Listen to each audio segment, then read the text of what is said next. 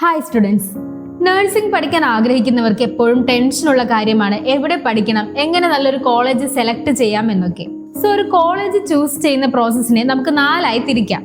University accreditation, clinical facilities, infrastructure, qualified faculties തുടങ്ങിയവയാണവ.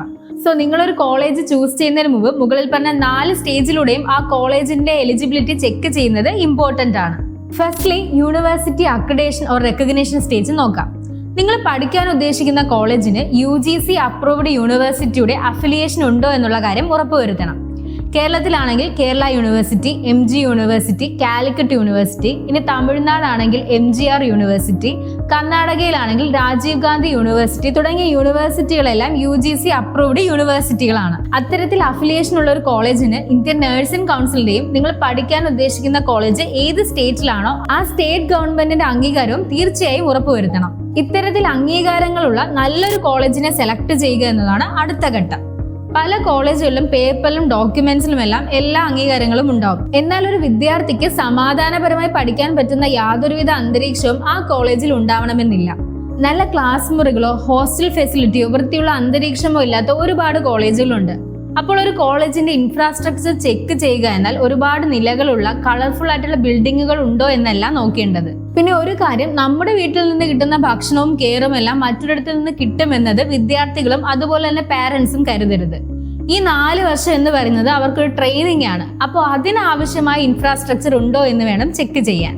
എല്ലാ ബാച്ചുകളിലെയും കുട്ടികൾക്ക് ഇരുന്ന് പഠിക്കാൻ ആവശ്യമായ ക്ലാസ് മുറി, lab facility, library, play ground തുടങ്ങിയ അവരുടെ മാനസികവും ശാരീരികവുമായ പഠനാന്തരീക്ഷം ഉണ്ടോ അവിടെ എന്ന് ചെക്ക് ചെയ്യണം. അടുത്ത സ്റ്റേജിൽ ചെക്ക് ചെയ്യേണ്ടതാണ് അവൈലബിലിറ്റി ഓഫ് ക്വാളിഫൈഡ് ഫാക്കൽറ്റീസ്. ഒരു ഇൻസ്റ്റിറ്റ്യൂഷന്റെ പ്രധാന പങ്ക് വഹിക്കുന്നത് അവിടുത്തെ പ്രിൻസിപ്പൾ ആണ്. നഴ്സിംഗ് കരിയറിൽ വ്യക്തമായ എക്സ്പീരിയൻസും നോളജുമുള്ള ഒരാളായിരിക്കണം ഒരു നഴ്സിംഗ് ഇൻസ്റ്റിറ്റ്യൂട്ടിന്റെ പ്രിൻസിപ്പൾ ആവേണ്ടത്. പല കോളേജുകളിലും അവിടെ നിന്ന് പഠിച്ചിറങ്ങിയവർ തന്നെയായിരിക്കും ഫാക്കൽറ്റീസ് ആവുക. നഴ്സിംഗ് പഠിച്ചിറങ്ങിയ ഫ്രഷേഴ്സിന് തീർച്ചയായും ഒരു അധ്യാപകനാകാൻ പറ്റും, എന്നാൽ അവർ മാത്രമായിരിക്കരുത് അവിടുത്തെ ഫാക്കൽറ്റീസ്. അടുത്ത ഒരു പാരാമീറ്റർ ആണ് ക്ലിനിക്കൽ ഫെസിലിറ്റീസ്. പലർക്കും ഉള്ളൊരു തെറ്റിദ്ധാരണയാണ് സ്വന്തമായി ഹോസ്പിറ്റലുകളുള്ള നഴ്സിംഗ് ഇൻസ്റ്റിറ്റ്യൂട്ട് ആണ് ബെസ്റ്റ് എന്ന്. എന്നാൽ യൂണിവേഴ്സിറ്റിയുടെ നിർദ്ദേശപ്രകാരം സ്വന്തമായി ഹോസ്പിറ്റൽ എന്നുള്ളത് മാൻഡേറ്ററി അല്ല. പകരം ഏതെങ്കിലും മൾട്ടി സ്പെഷ്യാലിറ്റി ഹോസ്പിറ്റലുമായുള്ള ഒരു ടൈഅപ്പ് മാത്രം മതി. അപ്പോൾ നിങ്ങൾ അഡ്മിഷൻ എടുക്കാൻ പോകുന്ന കോളേജിന് ഏതെങ്കിലും ഹോസ്പിറ്റലുകളുമായി ടൈഅപ്പ് ഉണ്ടോ എന്നുള്ള കാര്യം ആദ്യമേ ഉറപ്പുവരുത്തണം. ഓർത്തോ, സൈക്കാട്രിക്, പീഡിയാട്രിക്, ഓങ്കോളജി തുടങ്ങിയ ഡിപ്പാർട്ട്മെന്റുകളെല്ലാം ഒരു ഹോസ്പിറ്റലിൽ തന്നെ ഉണ്ടാവണമെന്നില്ല. അതുകൊണ്ട് തന്നെ ഈ ഡിപ്പാർട്ട്മെന്റുകളിലുള്ള എക്സ്പീരിയൻസിനായി പല പല ഹോസ്പിറ്റലുകളിൽ മാറി മാറി സർവീസ് ചെയ്യേണ്ടി വരും. സോ നമ്മൾ ഈ വീഡിയോയിലൂടെ ഡിസ്കസ് ചെയ്ത 4 പാരാമീറ്റേഴ്സ് നിങ്ങൾ ഉദ്ദേശിക്കുന്ന കോളേജിൽ ഉണ്ടോ എന്ന് ഐഡന്റിഫൈ ചെയ്ത് മാത്രം അഡ്മിഷൻ എടുക്കുക. ഇതുപോലെ കൂടുതൽ വീഡിയോസിനായി സ്റ്റേ ട്യൂൺ ടു വിദ്യാഭ്യാസം.